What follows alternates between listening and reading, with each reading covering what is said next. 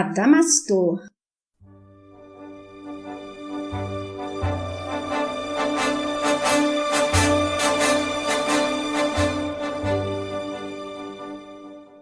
Ícaro redimido.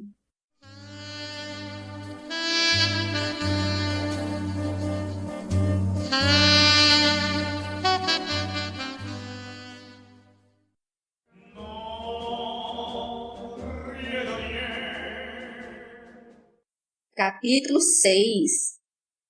Fisiopatologia da autodestruição.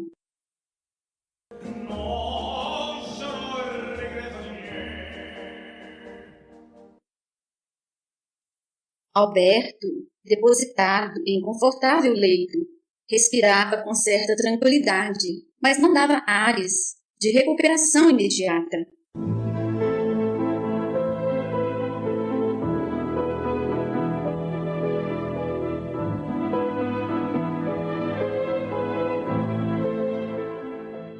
Arregalava os olhos buscando, inutilmente, divisar o exterior, mas somente conseguia enxergar os próprios pensamentos, desalinhados e caóticos.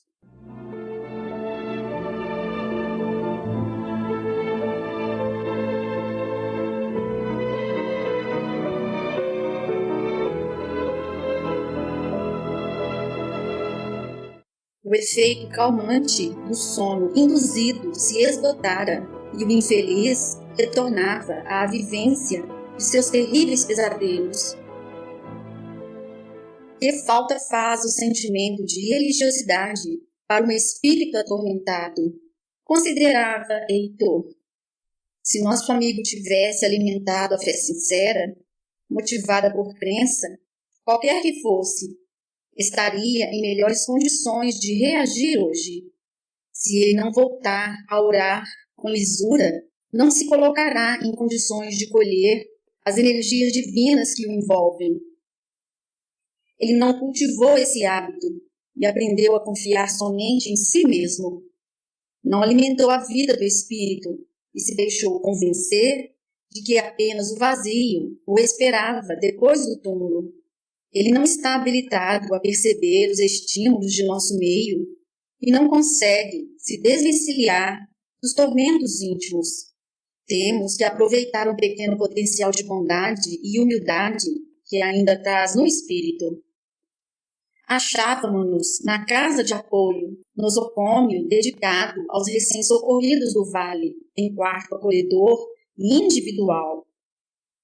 O ambiente, mantido ainda na penumbra, contava com isolamento acústico e tênue luz azulada, a fim de não perturbar o repouso do enfermo com estímulos prejudiciais.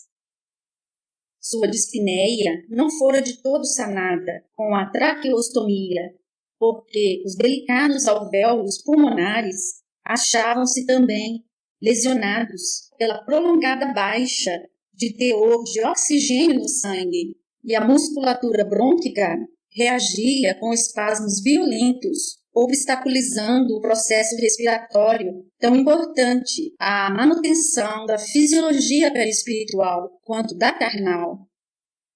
O coração batia desalinhado e aflito na tentativa de compensar a baixa taxa de oxigenação reinante. Um quadro em tudo semelhante à enfermidade asmática se instalara em Alberto.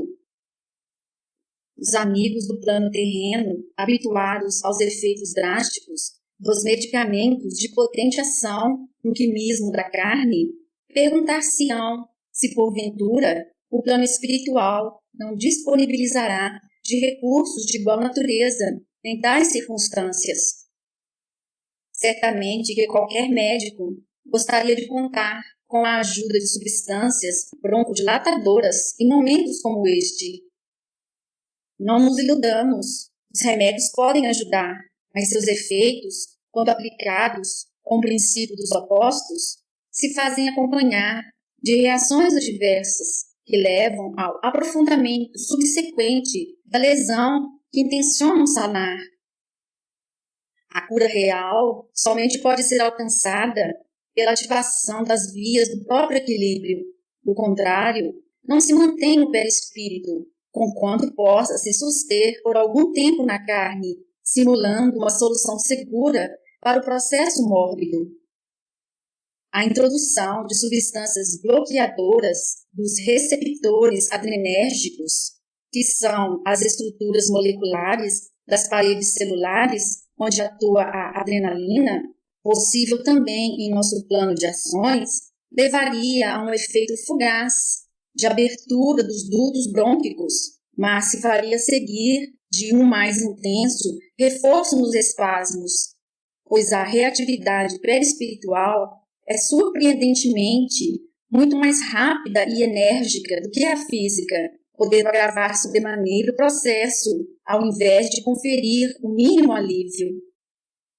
Por isso, nos valemos de recursos magnéticos muito mais efetivos em nosso plano. O uso de substâncias medicamentosas sutis, modeladas e aplicadas segundo os princípios da homeopatia terrena, é recurso de maior eficácia no plano espiritual, pois atuam como um estímulo para o refazimento do próprio equilíbrio. E neste caso, as utilizaríamos se nada pudéssemos esperar da terapêutica energética. Os amigos inscientes do espírito certamente estranharão nossas afirmativas, considerando que estamos materializando sobremaneira o ser desencarnado, mencionando detalhes da fisiologia comum à carne. A estes lembramos que o espírito no plano em que nos manifestamos ainda se serve de um organismo em tudo semelhante ao corpo físico, possuindo a mesma tessitura celular e o mesmo arranjo de órgãos com funcionamento exatamente idêntico. Os detalhes da conhecida anatomia humana se aplicam perfeitamente à anatomia perispiritual, por serem em tudo análogos. Estas estruturas funcionam em íntima conexão com o espírito, formando com ele uma unidade indissolúvel, e por isso irão refletir sempre, em forma de desorganizações estruturais ou funcionais, os mínimos desequilíbrios. Desorganizações estas, no entanto, muito mais evidentes e consistentes no perispírito, por ser este um veículo de maior maleabilidade do que o corpo físico. O cérebro, sede de nossa unidade substancial, a mente, sendo a estrutura mais importante e mais complexa da nossa organização, é o palco imediato destes desequilíbrios, onde se manifestam de forma mais incisiva e mais drástica. O perispírito, por isso, trabalha sabiamente a fim de desviar dele estas perturbações, depositando-as como possível em regiões mais superficiais de nossa unidade. Faz assim adoecer a periferia, a fim de se resguardar o máximo de equilíbrio para o psiquismo e seus apurados instrumentos de manifestação. Desse modo, toda enfermidade superficial é uma defesa da mente, e, se o corpo adoece, o faz sempre para proteger a integridade do espírito. Quando, no entanto, o processo mental se avulta sobremaneira, não há como impedir que os próprios pensamentos desalinhados firam a delicada tessitura do encéfalo em forma de distúrbios funcionais e lesões neuronais. Transtornos estes que, por sua vez, irão obstaculizar o perfeito funcionamento da mente, devido à íntima unidade com que funcionam. Não digamos, entretanto, com isso, que as desordens mentais se devam às alterações de sua estrutura, como o faz a equivocada visão materialista da medicina terrena. Heitor operou novamente delicadas intervenções no campo mental de Alberto, de onde, na verdade, partiam as precipitações nocivas para a manutenção de seu mórbido estado orgânico, mas com poucos resultados atenuantes. Era preciso empregar outros meios de alívio, pois, do contrário, nosso assistido iria iniciar, sem dúvida, o processo de encestamento da consciência. O nobre amigo, no entanto, necessitava deixar-nos e nos confiou a guarda do tutelado. Estava convencido de que a misericórdia divina se faria presente através de nossos modestos recursos e despediu-se agradecido e contente pelos resultados até então alcançados, não antes, naturalmente, de comprometer-se a nos ajudar no que fosse possível, pois estaria acompanhando de longe o seu tratamento, envidando todos os esforços necessários à sua recuperação. Retornaria nos momentos devidos para nos orientar no que fosse preciso. Assumimos naquela hora a tutela de Alberto. Adelaide, colocando-se ao meu lado, dava mostras de que dividiria comigo a responsabilidade e que juntos conduziríamos o seu processo de recuperação. Ela se admirava, no entanto, de Heitor ter partido sem nos esclarecer alguma coisa de sua história e nem sequer nos orientar quanto às providências a serem tomadas no cruciante instante. Esclarecemos que Heitor apenas dava mostras de plena confiança em nossa atuação, deixando-nos inteiramente livres para tomar as decisões que julgássemos cabíveis. Sabia que iríamos mobilizar todos os recursos para a condução do tratamento e, colocando em nossas mãos todas as decisões que o caso demandava, evadia-se humildemente, evitando-nos roubar os méritos do sucesso, se porventura o obtivéssemos. Atitudes assim se encontram entre almas nobres, que não enxergam no outro o serviçal inútil, que somente faz o que se lhe manda, anulando-lhe a capacidade de autorrealização no serviço. Certamente que ele estaria vigiando nossas ações e não se eximiria de intervir caso adotássemos procedimentos errôneos que viessem prejudicar o seu tutelado.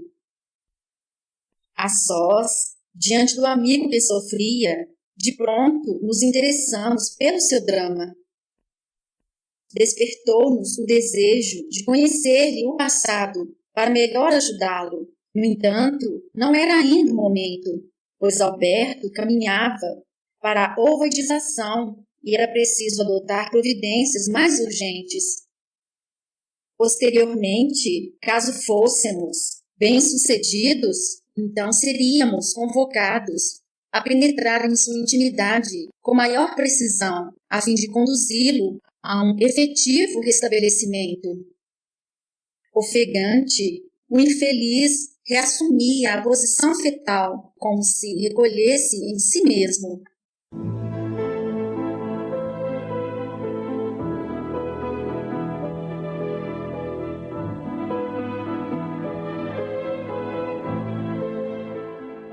A desvitalização perispiritual nos mostrava a incapacidade de resposta eficaz aos estímulos energéticos ou mesmo aos medicamentos de que dispunhamos. Seus membros se enrijeciam e os movimentos oculares rápidos demonstravam a imediata reentrada nos pesadelos cruciantes.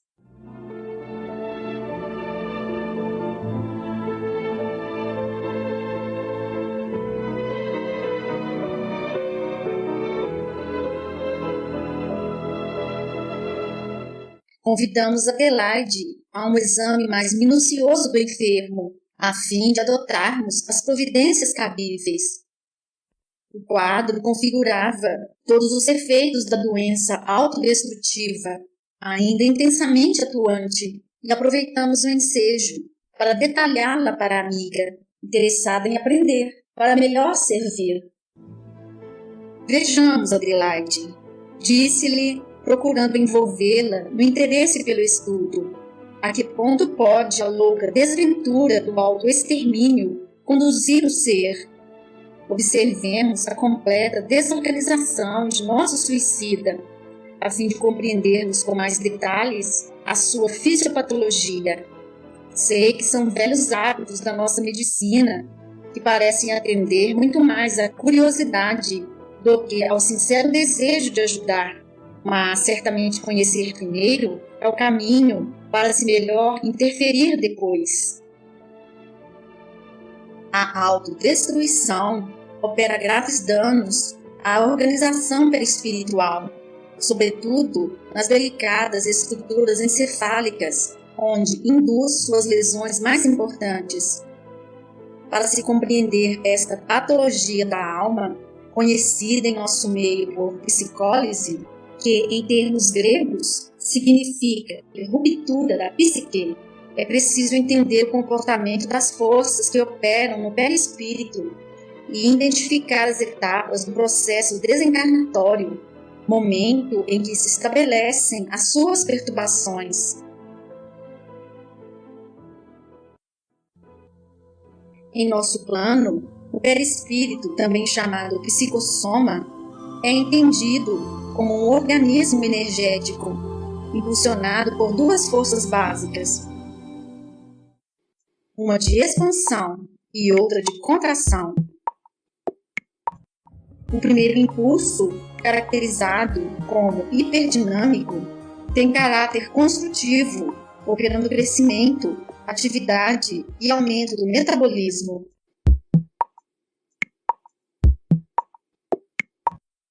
O segundo, o hipodinâmico, gera repouso, diminuição de metabolismo e degeneração.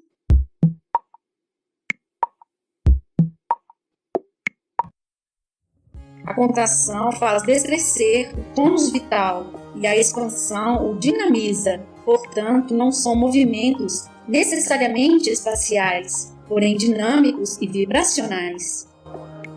A expansão promove construções de órgãos para atender às necessidades do espírito, impulsionando a vida, enquanto a contração os destrói, protagonizando a morte. Morte que nunca é fim, mas apenas mudança de plano de manifestação, permitindo-se com isso a constante renovação do organismo. Do equilíbrio e alternância entre essas duas pulsões nascem todas as atividades operacionais do perispírito e, consequentemente, do corpo físico. A diminuição de um deles condiciona o impulso para o aumento do outro, de tal forma que o psicossoma funciona qual mola que, se contraída, tende a se expandir e, se estendida, propende a se contrair, dentro dos princípios de ação e reação que embalam todos os fenômenos do universo, sejam físicos, químicos, biológicos ou espirituais. A elaboração evolutiva desta forma se faz pela alternância entre ciclos de retração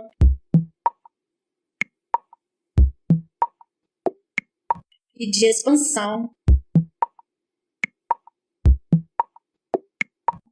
com resultados efetivos no desenvolvimento constante do espírito. Por esta razão, crescimento e destruição, vida e morte devem se alternar no palco da evolução, onde uma é apenas condição que propicia o desenvolvimento da outra. Isso faz ainda da evolução, qual onda de fases opostas, uma trajetória de ascensão, entrecortada por períodos de desfazimentos. Assim se faz o progresso que, como todo ciclo, deve alternar suas fases. Tal é a mecânica da criação, que não permite acúmulos em um único sentido. De outra forma, o espírito seria eterno na matéria e não amadureceria para a realidade maior que o aguarda. Os momentos do nascimento e da desencarnação são os instantes nos quais se pode verificar com maior precisão a atuação destas duas forças perispirituais. Procedendo à reencarnação, O perispírito é dominado pelo impulso contrativo, condensando-se em uma diminuta unidade celular, processo conhecido em nosso plano por restringimento ou miniaturização, cuja intensidade está intimamente relacionada à condição de cada espírito, sendo tanto mais intensa quanto menor o seu patrimônio evolutivo. Ao entrar em contato com a carne, abraçando um óvulo fecundado, o perispírito deflagra o movimento oposto, expansionista, realizando-se com impressionante desenvoltura a rápida expansão da maturação embrionária. O impulso de contração, no entanto, não está por completo detido, mas segue impondo ritmos de pequenos retrocessos ao organismo, induzindo-o a destruir momentaneamente o que fez, mas apenas para se refazer, movimento chamado de catabolismo. O impulso expansionista predomina nitidamente, realizando-se o crescimento orgânico, movimento denominado pelos fisiologistas de anabolismo. Desta forma, o metabolismo orgânico se compõe de uma fase de crescimento, a anabólica, interposta por outra de destruição, a catabólica. Ao atingir o seu ápice, em torno da metade do período da vida na carne, quando o organismo chega à maturidade, o impulso expansionista inicia o seu decréscimo, perdendo paulatinamente a potência, permitindo assim que o contra-impulso volte a predominar. Instala-se o envelhecimento, o catabolismo passa a imperar sobre o anabolismo e o ser entra em automática e comedida autodegeneração orgânica, que irá culminar com a completa morte na matéria. Chegando ao fim da fase contrativa, o perispírito deixa o corpo e transfere-se a consciência para novo plano de manifestação. A unidade perispiritual é, então, embalada por novo impulso expansionista, reconstituindo-se outra vez em renovado e refeito organismo, completando-se assim o seu ciclo. Ciclo que em breve se reiniciará em novo nascimento na matéria. As forças perispirituais embalam consigo não somente o metabolismo físico-celular, mas também a consciência, pois essa igualmente se apoia sobre uma base energética. Na fase de contração, a consciência se deprime e se apaga momentaneamente, e na fase de expansão, ela se exalta e se desenvolve, de forma que o espírito, assim como a matéria e a energia, é também uma elaboração baseada em uma síntese cíclica. E sempre que se inicia uma nova fase de expansão, tanto a consciência quanto a forma passam por período de refazimento, na qual se reconstroem, recapitulando as etapas já percorridas em seu processo de desenvolvimento. Assim é que o crescimento embrionário refaz, em curto espaço de 9 meses, os milhões de anos que já perpassou na evolução. E o mesmo se verifica na morte física, quando a consciência, após breve período de contração, novamente se expande, reconstruindo-se quase que imediatamente e recapitulando todas as etapas vividas em sua última reencarnação. Tal fenômeno, chamado de revivência mnemônica ou recapitulação panorâmica, é assistido como uma projeção cinematográfica tridimensional e se passa em fugazes minutos, embora seja percebido em uma outra realidade, parecendo demandar longo período de tempo. Apoiados nessas considerações teóricas, recordemos agora, com mais detalhes, as etapas do processo desencarnatório para melhor compreendermos os fenômenos em jogo na patologia da autodestruição.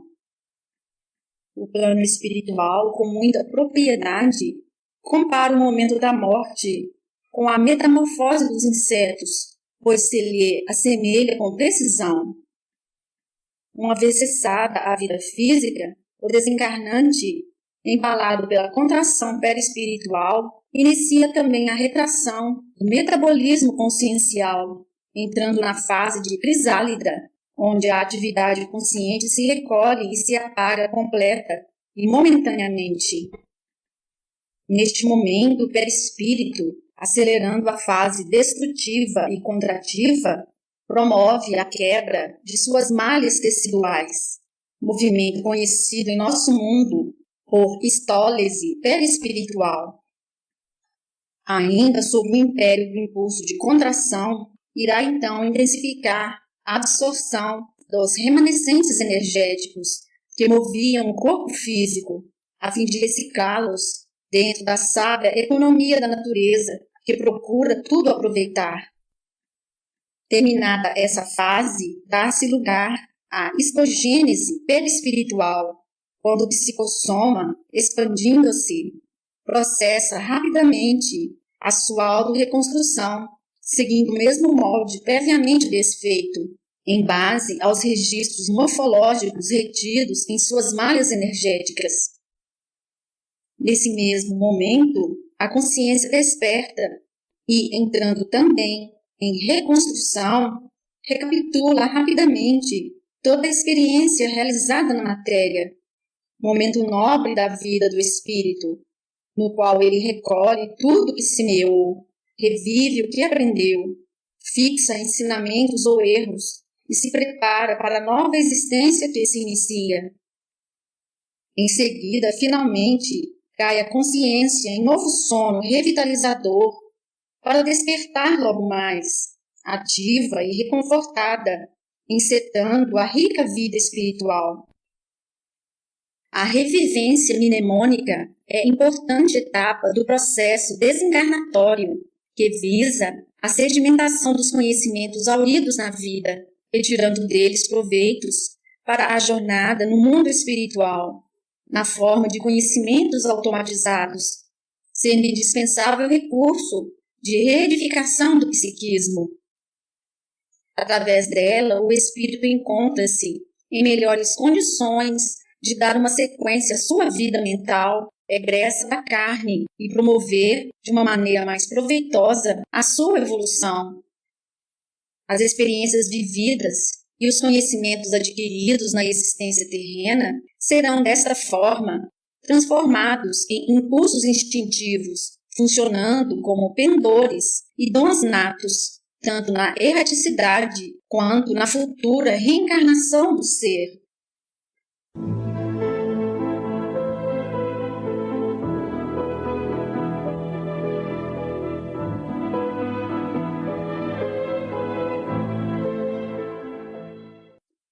O suicida, deixando-se embalar pelo impulso autodestrutivo, altera estes movimentos naturais e necessários para a caminhada do ser na linha da evolução.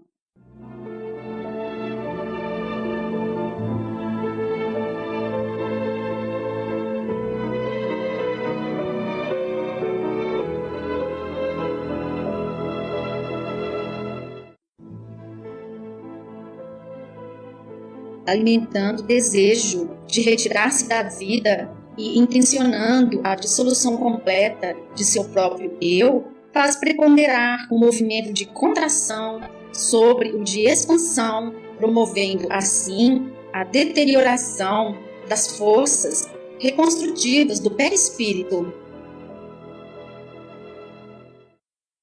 Deste modo, se pode compreender todo o desenvolvimento da fisiopatologia envolvida na autocatálise. Como o perispírito é sumamente muito mais sensível às ações da mente do que o corpo físico, refletirá de forma instantânea e intensa os profundos desequilíbrios oriundos da psicólise.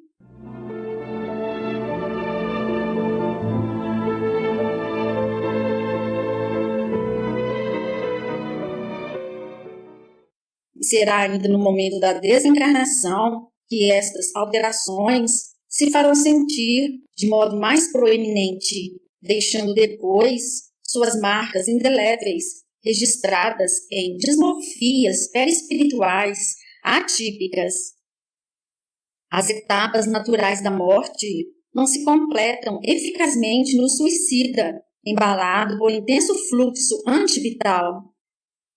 A histólise perispiritual é acelerada e a histogênese é extremamente enfraquecida. A contração da consciência é tal que, esmaecendo-a, não permite o semi-despertamento para dar lugar à revisão mnemônica. A assimilação dos eflúvios vitais remanescentes do corpo físico não se conclui, de forma que o cordão fluídico, por onde trafegam os impulsos comunicantes entre este e o psicossoma, permanece ativado, unindo ambos em fortes liames e fazendo com que os fenômenos da decomposição sejam sentidos pelo desencarnante.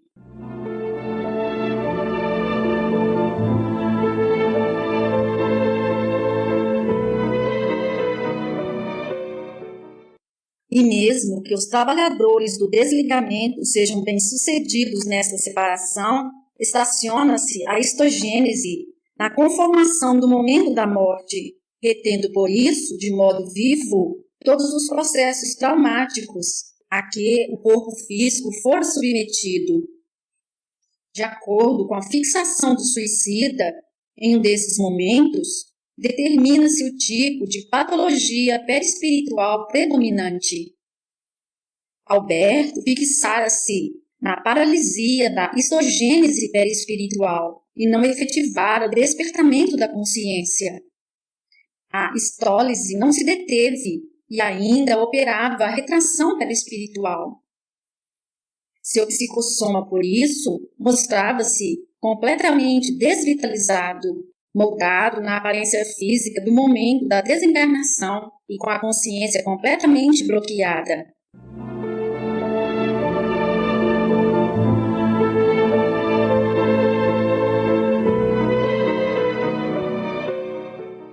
A revivência mnemônica não se estabelecera e o impulso da reconstrução fora completamente inibido, revolvendo-se o infeliz em adiantado contra-impulso vital, embalado pela doentia vontade de não viver. Permanecera em completa inconsciência, sem dar mostras de nenhuma atividade mental por longo período, até que finalmente despertara para a vivência de pesadelos, não conseguindo manter-se desperto na dura realidade em que se projetara.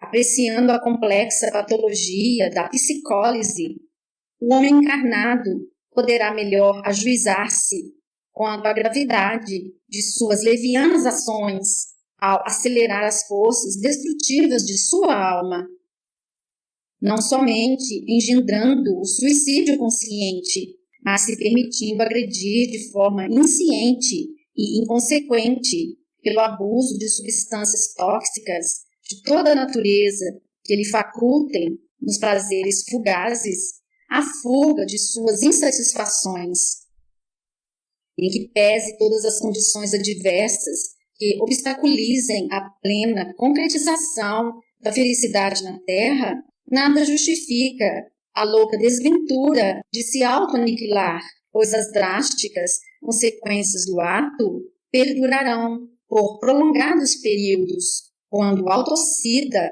terá que conduzir a reconstrução de si mesmo em longa jornada de dores e refazimentos, perturbando sobremaneira a sua carreira evolutiva, entretecendo-a de agruras ainda maiores do que aquelas de quem intencionou fugir. Tocamos a fronte do moribundo com nossas destras, a fim de ouvirmos os seus pensamentos e inteiramo-nos de suas necessidades imediatas. A desorganização da estrutura mental é assustadora e, de imediato, percebemos vibrações enegrecidas alargando-se como um manto lamacento recobrindo toda a delicada tessitura neuronal dos lobos frontais, estendendo-se pelo sistema límbico. As meninges, delicadas lâminas defensivas do sistema nervoso central, tentavam desesperadamente recolher esta substância tóxica, concentrando-a em si mesmas.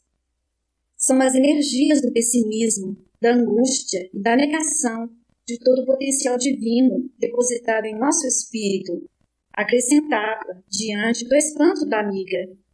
Estas forças degradadas, geradas e alimentadas por uma doentia vontade autodestrutiva, caracterizam um processo depressivo de longa duração, Adelaide. Alberto mostrava ter vivenciado prolongado período de autodesvalorização, promovendo com isso a destruição das forças espirituais que sustentam a consciência. Tal sentimento funciona não somente como material isolante das potências sagradas que trafegam pela mente e que fazem a manutenção do eu, como contamina toda a malha neuronal em que se assenta o pensamento, engendrado pela própria vontade doentia e nutrido pelas frustrações à livre realização dos intentos ególatras, depois de longo tempo, passa a funcionar por retroalimentação automática, como se tivesse existência própria, degenerando todo o delicado maquinário encefálico. Nosso amigo trazia toda a tela mental enegrecida por essas emanações degradadas. O centro coronário, empalidecido, sofrendo bloqueio temporário das energias divinas que o mantém, não conseguia dinamizar as outras peças do cérebro. Até mesmo a articulação mental das palavras estava impossibilitada, porque as ondas mentais, originadas dos núcleos conscienciais, não atingiam a área de Broca, que é assim chamada a área da fala do cérebro, que na verdade não a gera, mas apenas coordena as estruturas físicas que propiciam ao pensamento escoar-se pelas vias da comunicação sonora. O hipotálamo sobrecarregava a hipófise com estímulos desesperantes de síntese de hormônios produzidos pela hipófise, que estimulam a produção de adrenalina pela glândula suprarrenal, objetivando uma resposta contra a iminente ameaça de ruína orgânica. Toda a região somestésica, que é a região do cérebro responsável pela sensibilidade, estava coberta por manto cinzento, determinando o bloqueio de quase toda a sensibilidade proprioceptiva. Numa desesperada tentativa de evacuar todas as energias degradadas, as células que sustentam os neurônios no sistema nervoso central trabalhavam intensamente, defendendo a integridade da delicada tessitura neuronal, com o sacrifício de seus próprios metabolismos.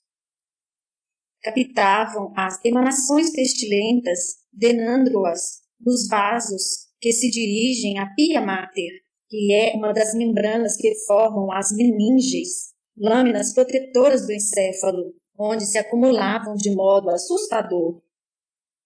As meninges se dilatavam, prenunciando os mecanismos que levam, em etapas posteriores, ao aparecimento de processos infecciosos, onde os bacilos patogênicos, verdadeiros lixeiros dos sistemas biológicos, são chamados também para colaborar com a drenagem vibratória em suas etapas derradeiras. As energias mais sutis, no entanto, escapam a este processo mais grosseiro de limpeza e derivam-se para os sonhos, onde são escoadas na geração de correntes mentais atordoantes, mas capazes de lhes consumirem parte do potencial destruidor. Por isso, os pesadelos, quando não se trata de ideações induzidas por entidades malévolas, são mecanismos automáticos de defesa da mente ao se ver ameaçada de desorganização pelos próprios impulsos destrutivos. Sua consciência se enchia, assim, de sensações desesperantes e imagens aterradoras, fazendo-o experimentar todas as emoções primitivas da alma humana, uma forma de exauri-las, porém recurso de valor limitado, pois impõe ao ser uma lamentável vivência de pânicos.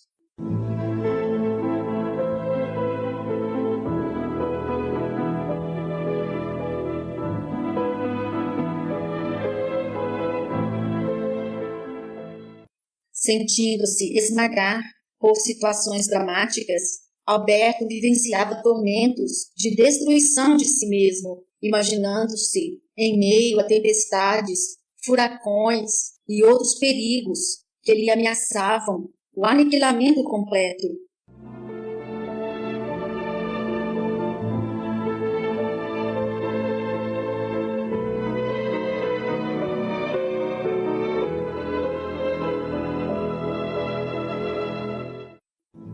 Um tormento mental em tudo semelhante à síndrome do pânico, descrito pela psiquiatria terrena.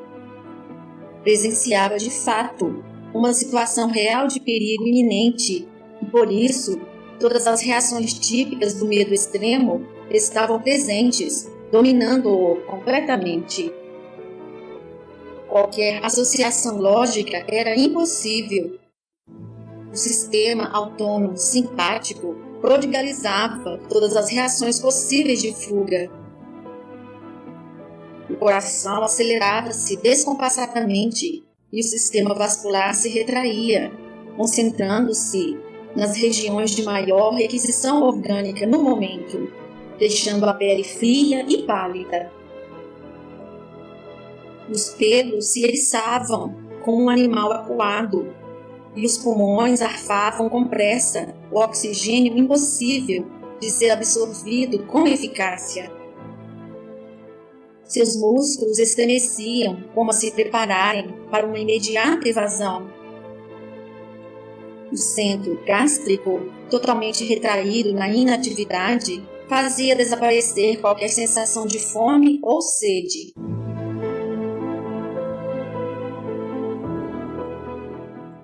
Como você pode ver, Adelaide, nosso amigo está em plena fuga, foge da vida, que parece ameaçar-lhe, enquanto que suas verdadeiras ameaças são internas e engendradas por ele mesmo. Por isso foge de si mesmo, de seus próprios pensamentos, de seu angustioso mundo íntimo e da desdita que cavou para si próprio. Compadecíamos-nos do amigo, na medida que vislumbrávamos a extensão de seu drama íntimo.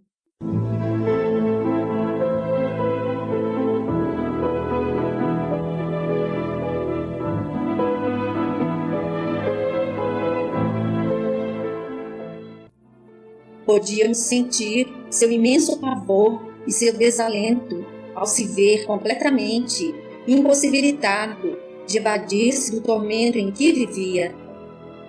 De forma impressionantemente realista, o víamos na tela mental, refugiado dentro de uma pequena gaiola, a qual se agarrava com desespero, solta e em queda livre, rumo a um abismo de trevas, em meio à fúria de uma forte tempestade.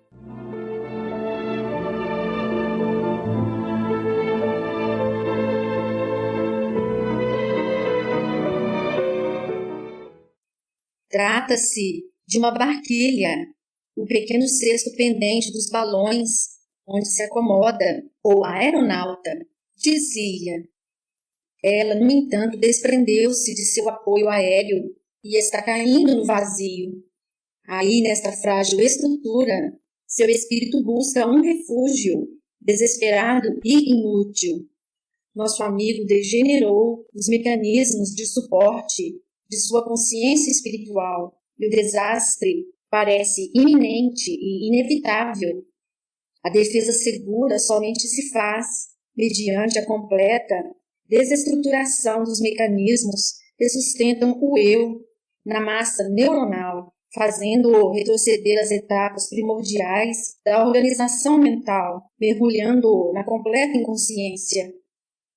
A qualquer momento, ele irá ultrapassar os limiares da atividade consciencial e estará irremediavelmente em esse estado, na pseudo-morte ovoidal. Nós o perderemos, Adelaide, se não agirmos com urgência. Sua permanência no plano espiritual não mais se sustenta. Seu mundo orgânico, perante tamanha desorganização, não irá resistir por muito tempo. Somente a reencarnação. Sim, Adelaide, somente a reencarnação. Continuei-lhe o pensamento. Ou várias reencarnações, em condições precárias, poderão proporcionar-lhe o refazimento do espírito. O exercício paciente de novas e dolorosas experiências de vidas, sua trajetória evolutiva será restituída, ainda assim, com graves danos às suas conquistas atuais, que praticamente se perderão. A memória de suas últimas experiências na carne será desfeita quase por completo, tornando-se de difícil acesso por se verem resvaladas para os porões ocultos do subconsciente. Pouco proveito oferirá ele de suas últimas e preciosas lições de vida. Trata-se de um grave dano ao espírito, minha amiga, um dos quadros mais lamentáveis que se pode presenciar em nosso plano. Vemos, no entanto, que, embora sua mente não consiga articular palavras, seu coração irradia uma silenciosa e desesperada súplica a Deus, seu último refúgio. Esses sentimentos sustentam o seu sistema circulatório, apesar do caos orgânico, dotando-lhe de alguma capacidade de reação. Aí reside um pequeno potencial de resposta que temos de aproveitar, agindo rapidamente. Resta-nos ainda um último recurso. Vamos recorrer à embrioterapia sem demora. Não há outro caminho. A janela deixava-nos entrever os alvores da aurora, denunciando um novo dia, ofuscando, com miríades de matizes pálidos, o manto de estrelas que rapidamente se esmaecia no veludo purpúreo da abóbada celeste. O encanto do momento ensejava-nos a presença do divino e recolhemos-nos em sentida prece ao Senhor da vida para que nos ajudasse a realizar algo em favor daquele desventurado suicida. Nossos corações se inundaram de sentimentos elevados que, recaindo sobre ele, o apaziguaram momentaneamente. A fim de prepará-lo para a breve incursão na carne, acomodamo-lo na câmara de restringimento disponível para este fim e, sem demora, demandamos o departamento de embrioterapia.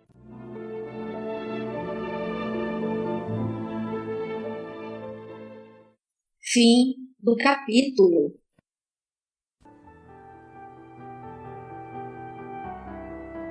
E ele lhes propôs esta parábola, dizendo: Que homem dentre vós, tendo 100 ovelhas e perdendo uma delas, não deixa no deserto as 99 e vai após a perdida até que venha a achá-la?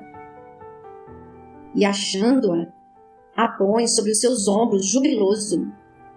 E chegando a casa, convoca os amigos e vizinhos, dizendo-lhes: Alegrai-vos comigo, porque já achei a minha ovelha perdida.